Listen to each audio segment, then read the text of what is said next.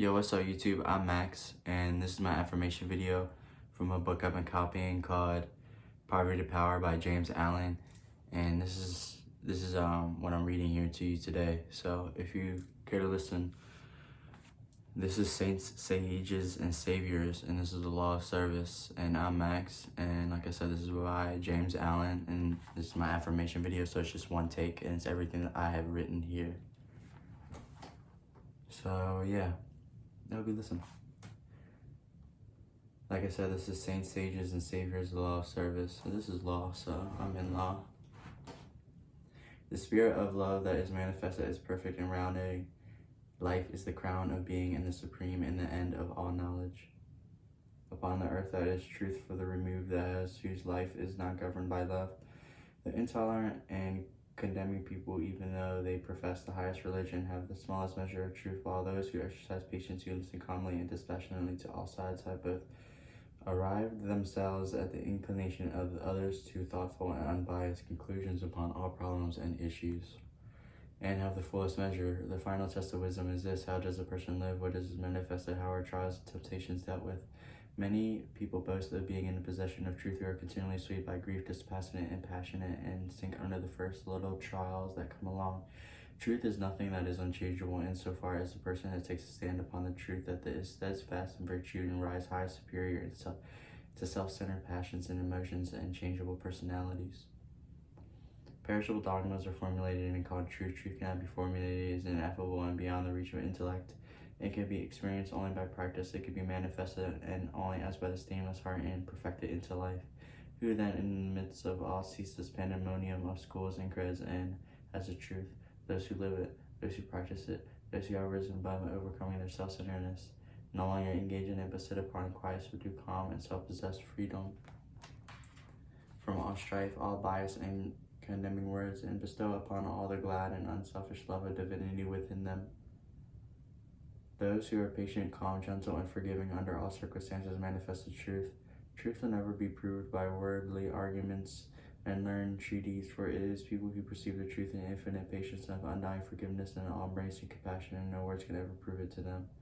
It is an easy matter for the passionate to be calm and patient, for they are alone or in the midst of calmness. It is easy equal for the unchangeable to be gentle, and to be kind with the words that are deadly kind with, but those who are retain the patience and calmness under the trial, who remain sublime, meek, and gentle under the most trying circumstances, they alone possess all the spotless truth.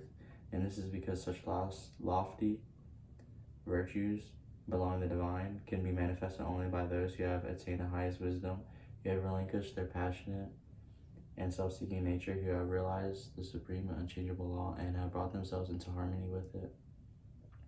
Let us therefore cease from vain and passionate arguments about truth, and let them think and say and do those things which make for harmony, peace, and love, and goodwill. Let them practice hard virtue, search humbly and diligently for the truth that frees the soul from the error and the sin, from all that blights the human heart, and that darkens them with the unerring night of pathway of wandering souls of the earth. This is the one great and all-embracing law, which is the foundation and end cause of the universe, and the law of love. It has been called by many names in various countries and various times, but behind all the names, the same unalterable law may be discovered by the eye of truth. Names, religions, personalities pass away, but the law of love remains. To become possessed of the knowledge of law is to enter into conscious harmony with it. It is to become immortal, invincible, and indestructible. It is because of the effort of the soul to realize the law that our humans come into again to live, to suffer, to die, and when realized, suffering ceases, personality disperses in the fleshy life, and death of destroying of the consciousness becomes one with the internal. The law is absolutely impersonal, and its highest manifest expression is that of service. When the purified heart has realized that truth has been called upon to make the last, the greatest, and the holiest sacrifice, the sacrifice of the well-earned enjoyment of truth. It is by virtue of this sacrifice that the divine soul comes to dwell among the humankind, clothed with the body of flesh, content to dwell among the lowliest and least, and to be esteemed to be a servant of humankind. The sublime humility which is manifested by the world's saviors, the seal of the Godhead, and those who have annihilated The personality had become living, visible manifestations of impersonal, eternal, boundless spirit of love, are worthy to receive the unassisted worship of its prosperity. Only those who have succeeded in humbling themselves with the divine humility, which is not only the extension of self, but also the pouring out upon all the spirit of unselfish love, and exalted above measure and given spiritual dominion in the hearts of humankind. All the great spiritual teachers have denied themselves personal luxuries, comforts, and rewards, and have adjured temporal power and lived and taught in limitless impersonal truth. Compare their lives and teachings, and you will find the same simplicity, the same self-sacrifice, the same humility, the same love, peace, and both lived and preached by them. They thought of the same eternal principles, the realization which destroys all evil. Those who have been hailed and worshipped as the saviors of humankind are manifestations of great impersonal law and are being such, and we are free from passion and prejudice, and having no opinions and no special letter of doctrine to preach and to defend. They are not sought to convert or anything like that, but living in the highest goodness of the supreme perfection of their sole object was to uplift humankind by manifesting their goodness in thought, word, and deed. They stand between the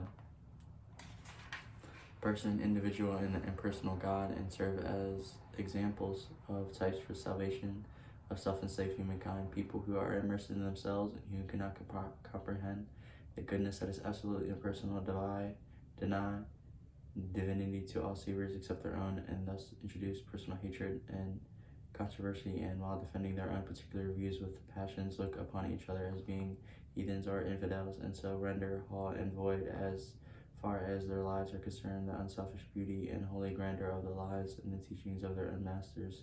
Truth cannot be limited, it can never be special, and any person's school or nation, and when in the personality steps in, truth is lost.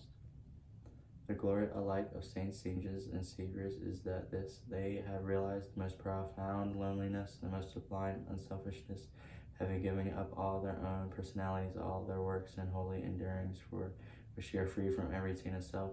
They give, yet never thinking of receiving.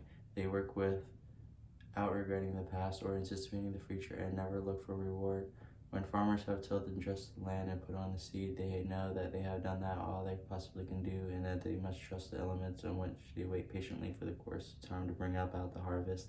And no amount of expectancy should I have to say that again? Expectancy on their parts will affect the result. Even so, they will have realized the truth, for so far the sowers of the seeds of goodness, purity, love, and peace. I say a lot of words, I know. Without expectancy and never looking for results, knowing there is a great overruling law that brings about its own harvest, the due time, which is alike the source of preservation and destruction. Most people do not understand the divine simplicity of a profound, unselfish heart. They look upon the particular vision saviors as manifestations of special miracle, as being something entirely apart and distinct from the nature of things, and as being as being his excellence and eternal, unapproachable by the whole of humankind. This attitude of unbelief paralyzes effort and binds the soul of people as strong with ropes to sin and suffering. Jesus grew in wisdom, was perfected by suffering. What Jesus was, he became such. What Buddha was, he became such, and every holy person became such by unremitting perseverance and self-sacrifice. Once recognized this, once that he had watchful off effort and hopeful perseverance, you can rise above your lowliness of nature, and great in awe and glorious will be the vistas of your attainment, and that will open up out before you. Buddha vowed that he would not relax his efforts until he arrived at the state of perfection, and he accomplished his purpose. What the saints, sages, and saviors have accomplished, you likewise will accomplish if you only tread the way that they had treaded, and point out the way, a way of self-sacrifice or self-denying service. Truth is very simple. It says, give up self and come into me, away from all that defiles, and I will give you rest. All the mountains of commentary that have been piled up upon cannot hide from the heart to heart, earnestly seeking righteousness. It does not require learning. It cannot be known in spite of learning, disguised under many forms by erring, self-seeking people. The beautiful simplicity and clear transparency of truth remains unaltered and dimmed, and the unselfish heart enters into and partakes in the shining radiance, not by weaving complex theories, not by building up speculative philosophies is truth realized, but by weaving the web of inward purity, by building up the temple of stainless life which is realized. Those who enter upon this holy way begin by restraining their passions. This virtue is the beginning of stainlessness, and saintlessness is the beginning of holiness. And in this entirety of this world, in which people here desire, and which is no restraint of the law, in the land which resides demands, virtuous people restrained from their passions. Saints attack the enemy of truth in his stronghold within their own hearts. They are restrained of all selfish and impure thoughts, while the holy ones are ones who are free from passion and all impure thoughts, and to whom goodness and purity have become as natural as scent and the color of the flower. The true holy are divinely wise. They alone know with the fullness and have entered in abiding rest and peace. For them evil has ceased. It has disappeared into the universal light of all good. Holiness is the badge of wisdom, said Krishna of the prince. Humbleness, truthfulness, and harmlessness, patience and honor, reverence for the wise, purity, constance, control of self, content of self, delights, self-sacrifice, perception of certitude of ill, in birth, death, age, disease, suffering, and sin, an ever-tranquil heart, and fortunes of good and fortunes of evil, endeavors resolute to reach perception of the uttermost soul, and grace to understand that again we are, so as to attain this by ever wisdom is the prince, and what is otherwise ignorance. Only the work that is impersonal can live. The works of self are both powerless and imperishable. Where duties, whoever so humble, are done without self-interest and with joyful sacrifice, there is true service and enduring work. Where deeds, however brilliant and apparently successful, are done with the love of self, there is ignorance of the law of service, and the work perishes. It is given to the world to learn of the great and divine lesson, the lesson of absolute unselfishness. The saints, sages, and saviors of all time are the ones who submitted themselves to the task and have learned and lived it. All the scriptures of the world are framed to teach this one lesson. All the great teachers reiterate it. It is simple for the word for which they are scorning it and stumbles along in complex ways of selfishness.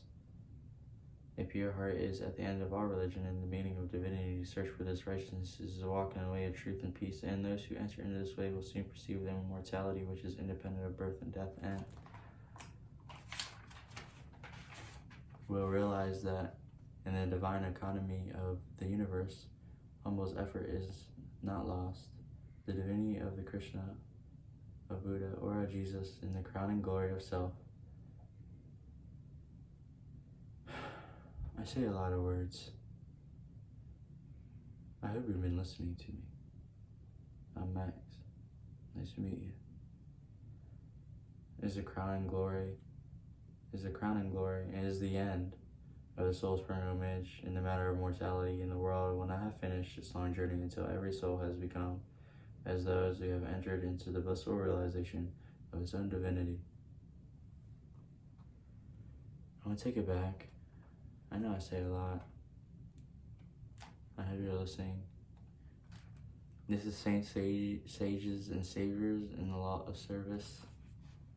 I'm Max. This is my affirmation video. I wrote it here. This is just one take.